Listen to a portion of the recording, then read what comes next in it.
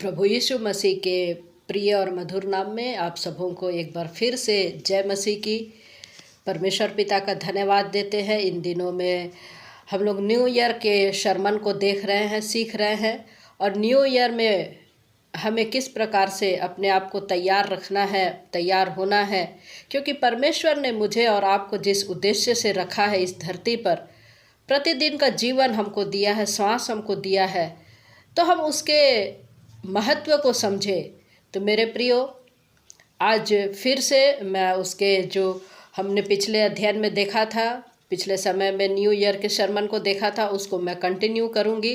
तो मैं बहुत बहुत स्वागत करती हूं आप सभी का मेरे यूट्यूब चैनल पर और फेसबुक पर, मसीह मंथन के चैनल पर, कि आप मैसेज को सुनते हैं, सीखते हैं और मनन करते हैं। इसलिए मैं सारी बातों के लिए परमेश्वर पिता का धन्यवाद देती हूँ, और हम सब मिल करके परमेश्वर की महिमा में आगे बढ़ रहे हैं।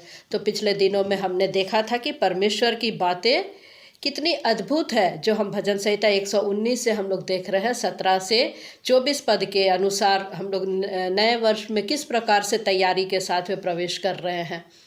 तो सबसे पहला पॉइंट हमने देखा था कि परमेश्वर की वचन की बातें कितनी अद्भुत है, और जो उसको गहराई से लेता है तो वो ही उसको समझ पाएगा। जो उसकी अलौकिक शक्ति के बिना या परमेश्वर की अलौकिक सहायता के बिना हम उस चीज़ को, उस अद्भुत वचन को हम नहीं सीख पाते, और इसलिए उसने हमें पवित्र आत्मा सहायता के रूप में दिया है। और साथ ही साथ हमने देखा था कि कैसे परमेश्वर से हमको प्रकाशन मांगना है, उसके वचन का प्रकाशन हमको दे प्रभु, कि हम लोग उसकी गहराई को, परमेश्वर के प्रेम को और प्रभु यीशु मसीह की प्रेम को जो उसने क्रूस पर हमारे लिए और आपके लिए दिया, उसको हम समझ सके और 2025 में हम अपने आप को तैयार कर सके। आज हम प्रार्थना के विषय में सीखेंगे। मेरे प्रियो, हमें देखने में सहायता के लिए परमेश्वर से प्रार्थना करने की आवश्यकता है।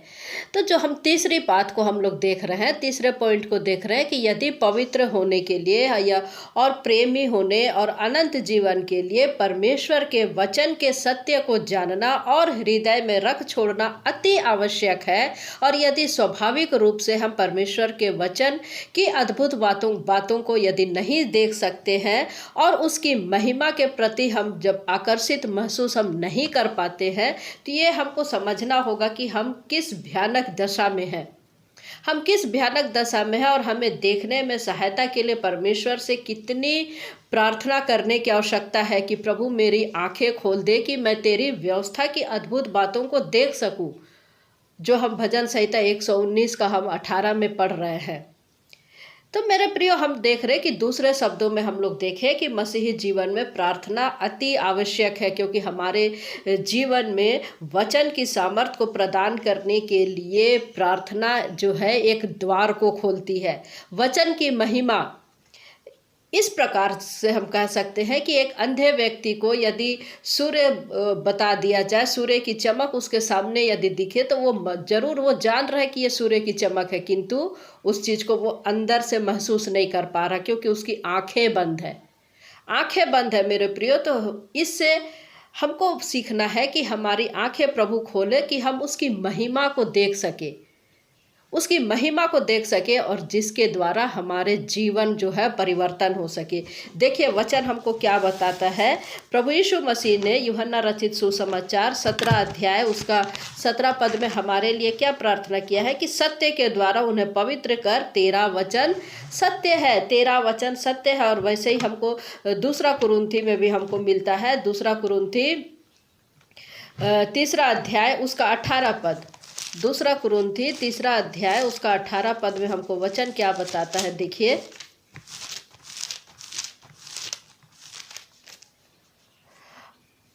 परंतु जब हम सबके उघाड़े चेहरे से प्रभु का प्रताप इस प्रकार प्रकट होता है, जिस प्रकार दर्पण में, तो प्रभु के द्वारा जो आत्मा है, हम उसी तेजस्वी रूप में अंश अंश करके बदलते जाते हैं। तो जैसे जैसे हमारे पास में परमेश्वर का वचन अंदर ग्रहण करते हैं, हम कैसे धीरे धीरे अंश अंश करके बदलते जाते हैं। ये हमारी सुंदरता को निखारता है, ये हमारे चेहरे की चमक को निखारता है मेरे प्रियो। ये वचन कैसे हम अंश अंश करके बढ़ते जाते हैं। और वैसे ही हम यदि इफिसियों 1 का 18 को जब हम लोग पढ़ते हैं, उसमें हमको वचन क्या बताता है, और तुम्हारे मन की आंखें ज्योतिर्मय हो कि तुम जान लो कि उसकी बुलाहट की आशा क्या है और पवित्र लोगों में उसकी मिरास की महिमा का धन कैसा है। तो यहाँ पर हम देखते हैं कि जब हमें इन बातों की ओर हम लोग जब सीख रहे हैं,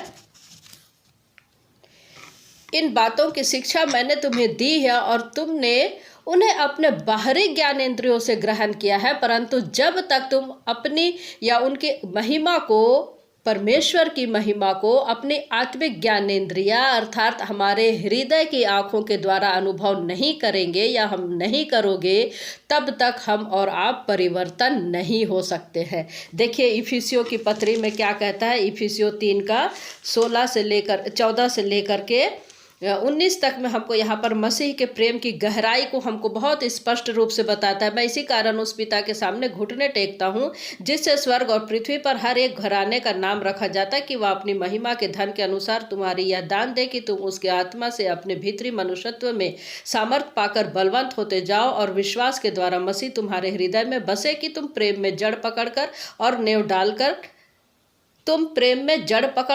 नेव डालकर सब पवित्र लोगों के साथ भली भांति समझने की शक्ति पाओ कि उसकी चौड़ाई और लंबाई और ऊंचाई और गहराई कितनी है। तो मेरे प्रियो, और मसीह के उस प्रेम को जान सको जो ज्ञान से परे है, कि तुम परमेश्वर की सारी भरपूरी तक परिपूर्ण हो जाओ। परमेश्वर का वचन कह रहा है कि हम प्रभु में दृढ़ हो, बलवंत हो, जो हमने पिछले क्लास में देखा था।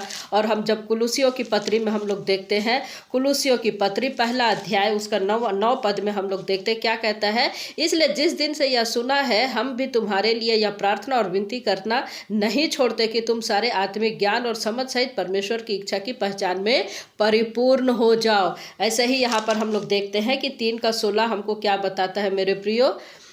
मसीह के वचन को अपने हृदय में अधिकाई से बसने दो और सिद्ध ज्ञान सहित एक दूसरे को सिखाओ और चिताओ, और अपने अपने मन में अनुग्रह के साथ परमेश्वर के लिए भक्त भजन और स्तुति गान और आत्मिक गीत गाओ। तो परमेश्वर का वचन कहता है कि हम कैसे अंश अंश करके हम बदल रहे हैं। जब तक कि हम अपने अंदर से आत्मिक ज्ञानेंद्रियों के द्वारा हम परमेश्वर के वचन को अनुभव नहीं करेंगे, हम परिवर्तन नहीं हो सकते। तो ये बात यहाँ पौलुस जो है मसीहों को दर्शा रहा है, पर मसीहों को लिख रहा है कि जो यह दर्शाता है कि हमें निरंतर प्रार्थना करते रहना है जब तक कि हम उस अनंत स्वर्गीय राज्य में प्रवेश हम ना कर ले। जो हमको भजनकार यहाँ पर कह रहा है, मेरी आंखें खोल दे कि मैं तेरी व्यवस्था की अद्भुत बातें देख सकूं। यहाँ पर वचन हमको क्या बता रहा है कि हमको मेरी आंखें खोल दे कि मैं तेरी व्यवस्था की अद्भुत बातों को देख सकूं। तो मेरे प्रियो, आज हम जो देखेंगे 7 प्रकार की प्रार्थनाओं को हम लोग देखेंगे, जिसको हमको ध्यान देंगे कि परमेश्वर से जब हम प्रार्थना करेंगे हमारा 2025 किस प्रकार का आशीष का कारण ठहरता है और हम दूसरों के लिए किस प्रकार आशीष का कारण ठहरते हैं। जैसे 17 पद क्या कहता है, अपने दास का उपकार करके मैं जीवित रहूं। कैसे जीवित रहूं? और तेरे वचन पर चलता रहूं। ना सिर्फ जीवित रहूं और तेरे वचन पर चलता रहूं। कितनी बड़ी बात यहाँ पर कह रहा है कि मैं तेरी व्यवस्था को सीख सकूं, तेरे निर्देश को मैं समझ सकूं, जो तू दिशा निर्देश हमको दे रहा प्रभु उसको मैं जान सकूं। और यहाँ पर भजनकार यहाँ पर वैसी कह रहा है कि हमको प्रभु तू शक्ति दे, सामर्थ दे, ज्ञान दे, मेरी आँख को खोल, मेरी आंखें ज्योतिर्मय हो कि मैं देख सकूं। तो आइए हम 7 प्रकार की प्रार्थना को जल्दी जल्दी देखेंगे। सबसे पहला जो है हम लोग देखते हैं भजन संहिता, इसी में 119 का हम लोग 12 पद में देखते हैं, यहोवा तू धन्य है, मुझे अपनी विधियां सिखा। तो हमको परमेश्वर को प्रार्थना करना कि मुझे अपने वचन मुझे सिखा। ऐसे ही 33 में हम लोग क्या पढ़ते हैं, यहोवा मुझे अपनी विधियों का मार्ग दिखा, तब मैं उसे अंत तक पकड़े रहूँगा। और यहाँ पर 66 में हम लोग को वचन, 64 में हमको भी यही बताता है, यहोवा तेरी करुणा पृथ्वी में भरी हुई है, तू मुझे अपनी विधियां सिखा।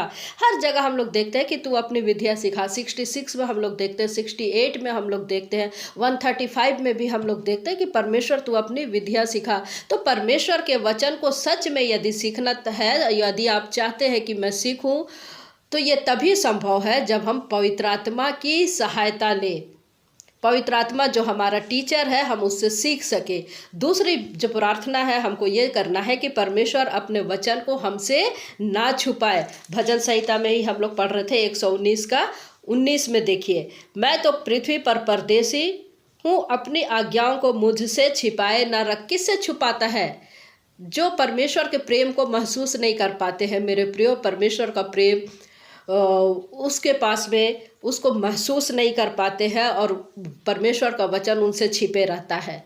यहाँ पर हमको वचन क्या कह रहा है कि अपने वचन को हमसे छुपाए न रख, अपनी आज्ञाओं को मुझसे छुपाए न रख। और फिर प्रियो हमको बाइबल बताती कि हमें उस भयानक ताड़ना या फिर दंड के विषय में हमको चेतावनी मिलता है जब परमेश्वर का वचन हमसे ले लिया जाएगा। एक समय आएगा जब वचन हमारे हाथ से छूट जाएगा या हमारे हाथ में नहीं हो गया। देखिए आमोस क्या कहता है, आमोस 8 का 11 क्या कहता है, परमेश्वर यहोवा की यह वाणी है, देखो ऐसे दिन आते हैं जब मैं इस देश में महंगी करूँगा, उसमें ना तो अन्न की भूख और ना पानी की प्यास होगी, परंतु यहोवा के वचनों के सुनने ही की भूख प्यास होगी।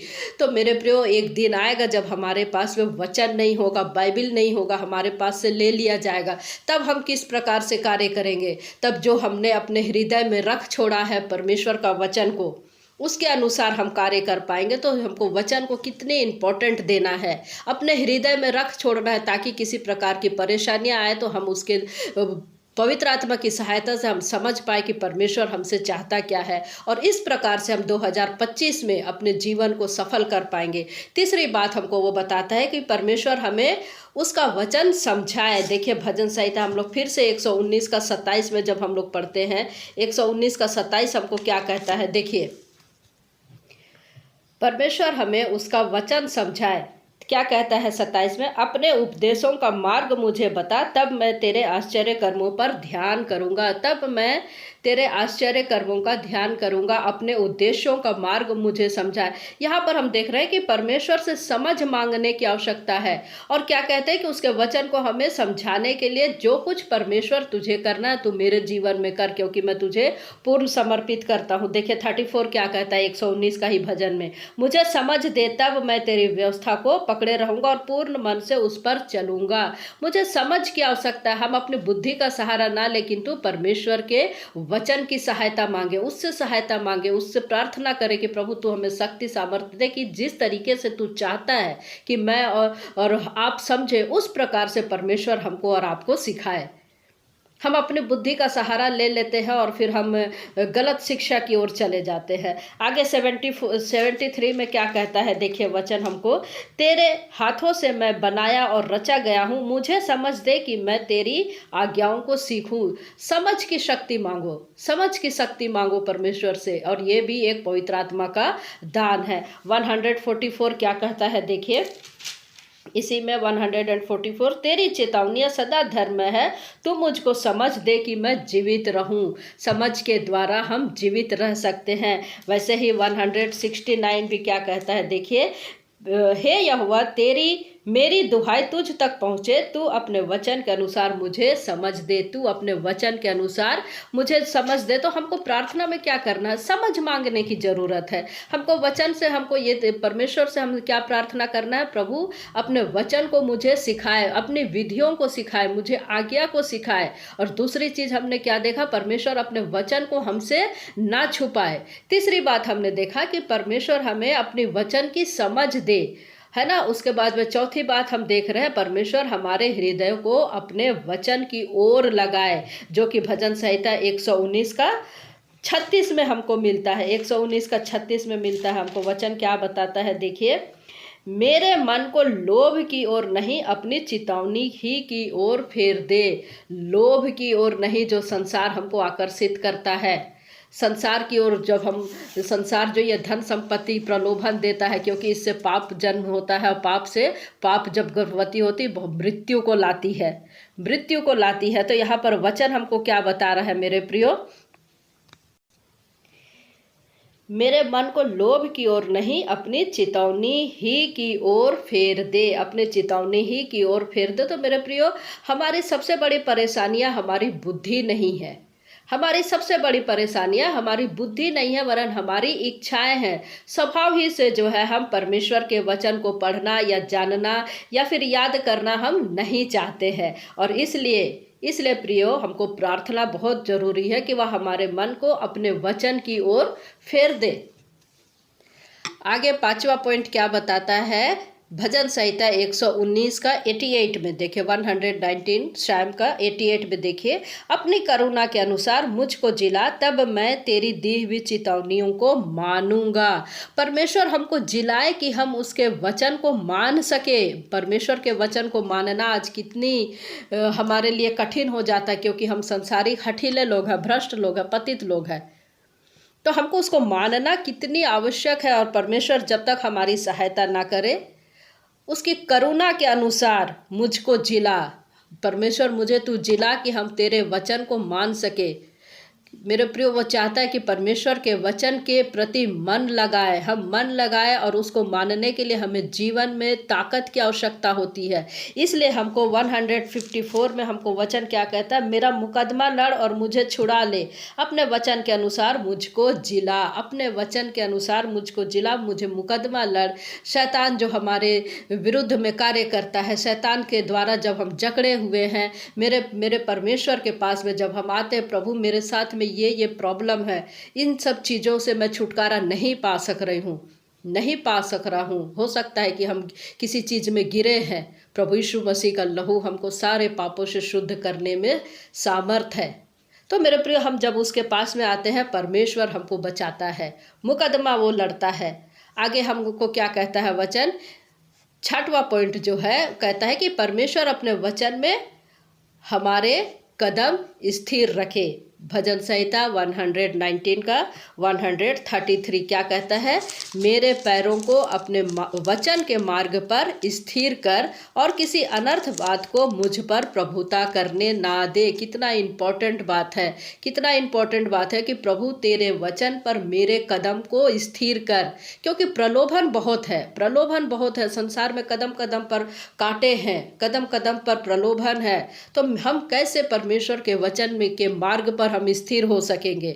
और जब तक के हम स्थिर नहीं रहेंगे मेरे प्रियो, यदि हम स्थिर नहीं रहे तो अनर्थ की बातें हमारे जीवन में प्रभुता कर सकती है। हम संसार के हो सकते हैं, हमको क्षणिक भी टाइम नहीं लगेगा हमको शैतान के मार्ग में जाने में। इसलिए हमको प्रार्थना करना है 2025 में कि प्रभु मेरे पैरों को अपने वचन के मार्ग पर स्थिर कर, कि किसी भी प्रकार की व्यर्थ की बातें, अनर्थ की बातें, संसार की बातें, शैतान की बातें, मूर्खता भरी बातें मुझ पर प्रभुता करने ना पाए। क्योंकि प्रभु तू मुझे अंश अंश करके बढ़ा रहा है, जो हम 2 कुरिन्थी 3 अध्याय 18 पद में हम लोग पढ़ रहे थे। मेरे प्रियो, हम कैसे अंश अंश में हमको बढ़ना है और उसकी शाइनिंग को हमारे जीवन में लाना है। तो 2025 हम लोगों के लिए इस प्रकार हो कि हम उसके वचन में स्थिर रखें। और 7वीं बात क्या कहता है? भजन संहिता 119 का 176, मैं खोई हुई भेड़ के समान भटका हूँ, तू अपने दास को ढूंढ ले, क्योंकि मैं तेरी आज्ञाओं को भूल नहीं गया।